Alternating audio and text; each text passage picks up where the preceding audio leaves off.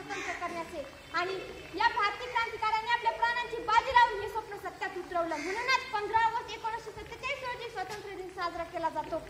भारत स्वतंत्र झाला. भारत हा जगातील सर्वात मोठे लोकशाही राष्ट्र म्हणून ओळखले जाते.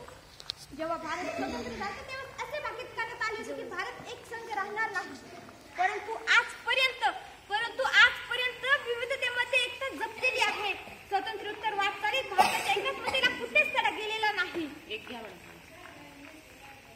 स्वातंत्र्योत्तर वाटचालीत भारताच्या एकात्मतेला कुठेच तडा गेलेला नाही. भारताने तंत्रज्ञान, विज्ञान, शेती, शिक्षण अशा विविध क्षेत्रामध्ये प्रगती केली. भारताचा स्वतःचा आण्विक साठा आहे.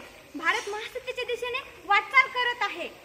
भारत जितक्या वेगाने प्रगती करत आहे तितक्याच वेगाने भारताला विविध समस्यांनी वेढला गेला आहे. जसे की भ्रष्टाचार, रोगराई, बेरोजगारी, निरक्षरता अशा विविध समस्यांनी भारत वेढला गेला आहे. जाताना मी एवढंच सांगेन की माझं असं मत आहे की देशाने आपल्याला काय दिले पाहिजे याचा विचार न करता आपल्याला देशाला काय द्यायचे याचा विचार करून प्रसंगी प्राणांची आपली आहुती देण्याची तयारी ठेवावी. मार्गदर्शकांनी मला 2 मिनिटे बोलण्याची संधी दिली त्याबद्दल त्यांचे आभार व्यक्त करते. जय हिंद, जय भारत.